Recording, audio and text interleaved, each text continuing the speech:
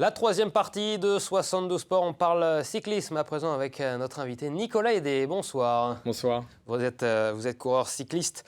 On va revenir évidemment, Nicolas, sur ce qui vous embête maintenant depuis 3 ans. C'est une vilaine blessure donc, qui vous empêche pour l'instant de retrouver le chemin des courses, le chemin du vélo. On rappelle le contexte, une chute lors du Tour d'Italie 2021 qui vous a donc contraint à l'abandon sur ce Tour 2021. Vous avez pu ensuite reprendre la compétition pendant 2 ans et puis toujours embêté au niveau de votre bras gauche. Donc, vous poursuivez encore et encore votre rééducation, mais ce handicap persiste. Comment ça va et comment va votre rééducation aujourd'hui ? Bah écoutez, ça va mieux. T'as bien résumé l'histoire. Ça fait 3 ans que je galère, un peu moins de 3 ans, mais que je galère avec ce bras, avec cette fracture de l'humérus, cette double fracture de l'humérus. Voilà. Maintenant, je suis toujours en rééducation, plus au centre de l'Arche, chez un kiné en libéral. Ça se passe plutôt bien. Maintenant, je peux refaire pas mal de choses avec mon bras. Le seul et le gros problème qu'il y a maintenant, c'est le nerf. J'ai un problème neurologique depuis la dernière opération qui persiste toujours. Donc c'est ça qui m'empêche aujourd'hui, que ce soit au quotidien ou de pouvoir reprendre le vélo, d'utiliser ma main gauche correctement, quoi. C'est quoi votre quotidien aujourd'hui ? Vous procédez à la rééducation donc avec ce kiné. Est-ce que vous avez pu reprendre le vélo ou d'autres activités physiques ? Alors la rééducation m'occupe déjà pas mal, surtout quand j'étais au centre de l'Arche. Ouais. C'était des grosses matinées avec des soins de kiné, de l'ergothérapie, de la balnéothérapie, du sport adapté. Donc c'était vraiment très très complet.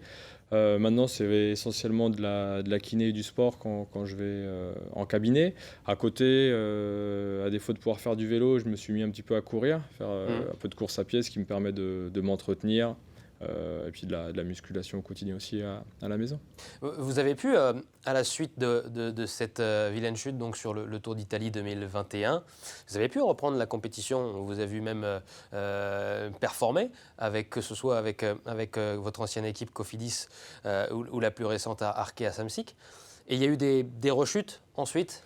C'est ça, mon histoire est assez compliquée. Au moment de la chute en Italie, j'avais une fracture nette de l'humérus. Il n'y avait pas besoin de faire de radio pour s'en apercevoir. Il y a eu un problème, tout simplement, sur les premiers soins qui ont été faits là-bas, qui a aggravé ma blessure. En Italie ? En Italie. Après, ça a compliqué la prise en charge que j'ai eue, tout simplement, en France. Sur l'état de mon bras, de mon humérus.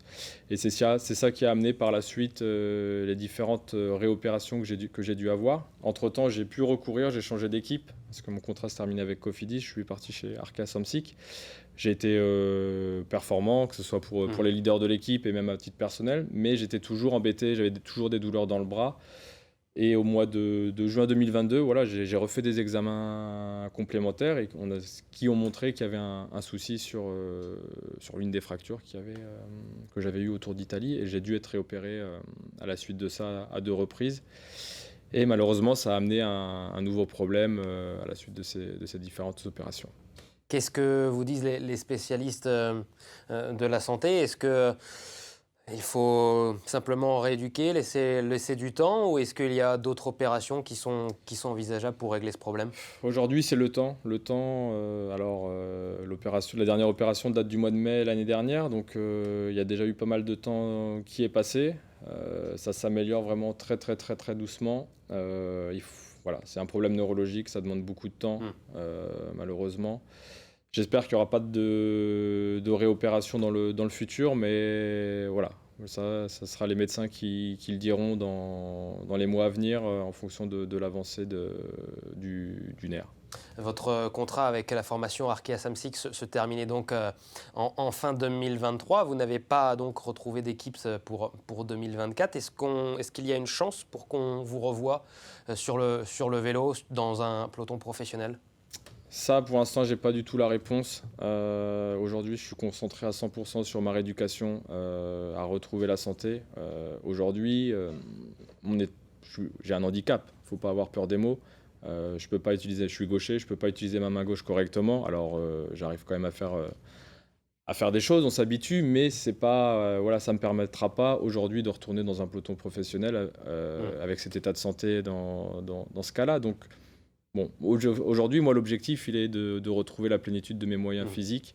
D'ici combien de temps, ça, je ne sais pas. Ce qui est sûr, c'est que le peloton professionnel ne m'attendra pas à vitam aeternam.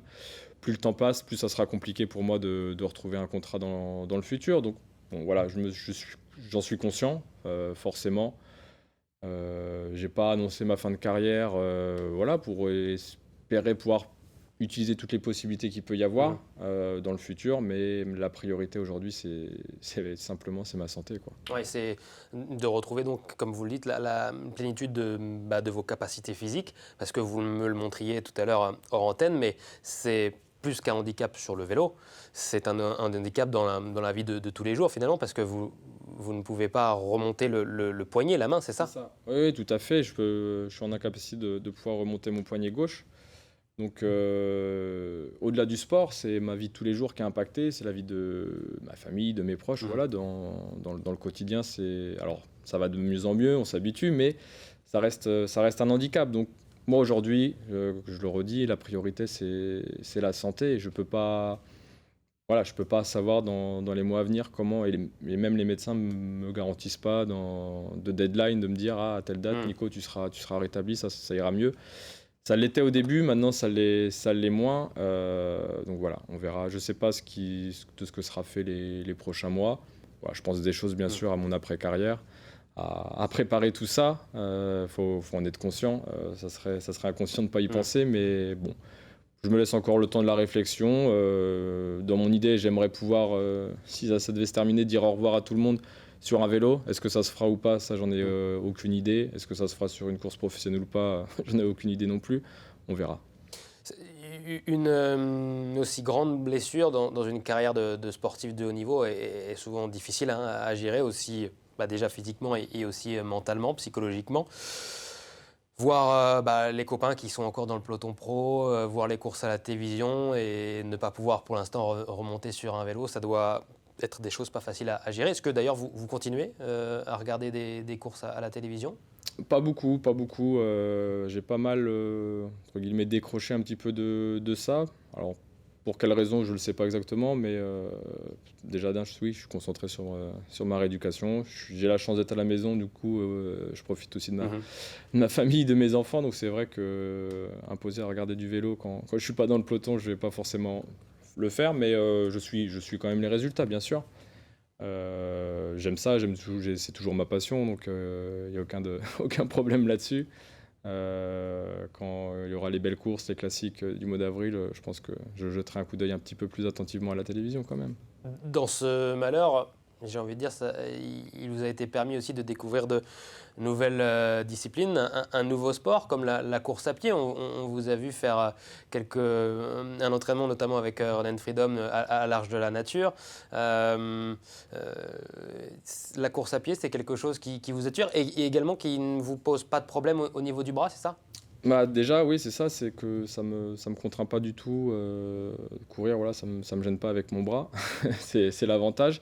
Et voilà, je découvre une autre discipline que je pensais beaucoup plus facile à apprivoiser. Mais non, le vélo et la course à pied, c'est deux sports bien différents. La seule chose en commun, c'est le cardio, on va dire, ouais. Mais c'est plus technique.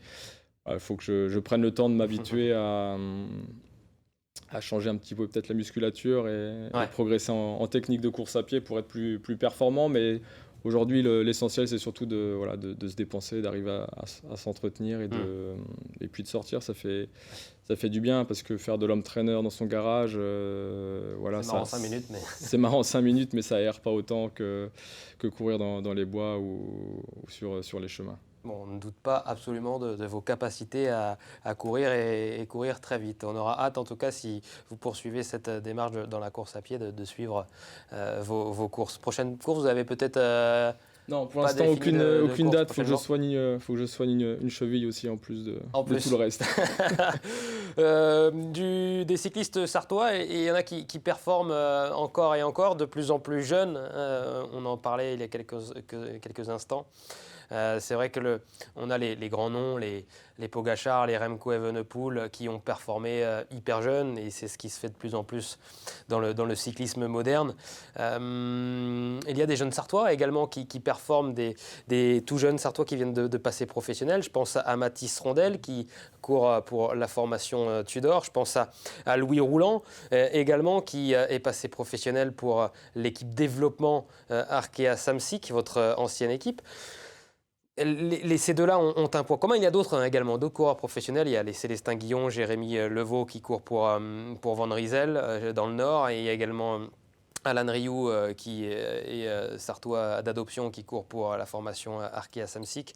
Tony Hurel, qui est encore directeur sportif au sein de Saint-Michel Aubert 93. Morné van Niekerk, qui lui est le Sud-Africain qui court pour Saint-Michel Aubert 93. Mavic Aubert 93. Et puis Thomas Gachignard, qui court lui cette année pour la formation Total Énergie. Ces deux jeunes Sartois, Mathis Rondel et Louis Roland, ont un point commun. Ils passent chez les professionnels tous les deux cette année. Et puis, ils sont grimpeurs. Il marche sur vos traces, Nicolas Hédé. Vous êtes un pur grimpeur. Qu'est-ce qu'il y a? Il y a un phénomène en Sarthe, c'est pas possible. Entre vous, Louis Rouland là, et Mathis Rondel, qui performent quand ça grimpe. On va pas se le cacher, la Sarthe n'a pas non plus. C'est pas les Alpes, c'est pas les Pyrénées. Comment vous expliquez? Oui, ça doit être ça, les Alpes-Mancelles. Comment vous expliquez que on déniche des garçons comme ça qui grimpent au plus haut niveau? Qui grimpe au plus haut niveau, ça c'est une certitude. Qui grimpe, c'en est une autre. L'explication qui grimpe vers le haut niveau, ça fait aucun doute. C'est tout le travail qui est fait en amont dans les clubs formateurs, dans le département, même en dehors du département. C'est d'abord les clubs formateurs qui ont les coureurs. En Sarthe, comme le Team Sarthe ensuite, qui prend pour les juniors peut-être la suite, et après c'est tous les clubs de DN, et maintenant c'est les équipes professionnelles, les équipes réserves qui les forment très vite vers le haut niveau. Il n'y a plus le temps on n'a plus les 2-3 ans d'apprentissage comme on pouvait avoir. Maintenant les jeunes sont directement prêts à être performants chez les pros. De notre côté, les jeunes Sartois, oui, ils sont déjà très, très efficaces, que ce soit Mathis ou Louis. Ils sont dans une bonne équipe, ils apprennent déjà le métier, ils arrivent à avoir des résultats, donc c'est un gage pour l'avenir. Ils devraient continuer à monter. Je pense que là, on a peut-être un futur très très bon avec Mathis Rondel. On va lui laisser le temps de grandir, mais je pense que là, on tient une belle promesse pour l'avenir, pas que pour le cyclisme sartois, mais peut-être le cyclisme tricolore. De coureurs qu'on retrouvera peut-être également en équipe de France pour défendre leurs chances, comme l'année dernière sur le Tour de l'Avenir, l'équivalent du Tour de France pour les jeunes. Merci beaucoup, Nicolas Hédé, d'être venu sur le plateau de 72 Sports sur LNTV Sarthe. On vous souhaite donc de retrouver toute la santé et donc ce bras gauche et la plénitude de vos capacités physiques. Merci beaucoup, Nicolas Hédé, d'être passé nous voir donc dans 72 Sports. Dans un instant, on parle sport automobile avec notre dernier invité, Alexandre Yvon, qui va prendre part à sa saison 2024 avec notamment l'European Le Mans Series. On en parle dans un instant, à tout de suite.